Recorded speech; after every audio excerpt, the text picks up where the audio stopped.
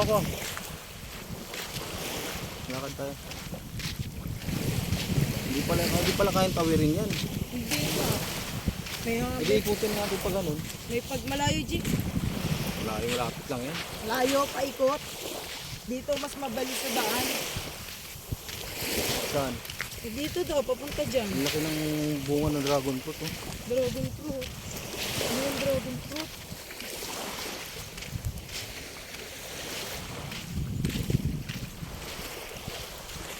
Ano yung dragon fruit? Swerte na rin. Saka hindi daw. Tawid sa agat nga. Hindi natin matatawid pala yan. Tawid agad? Oo, ayun o. Jesus. Kala ko nag-joke lang siya. Na ano? Sabi niya may pagitan na yung dagat.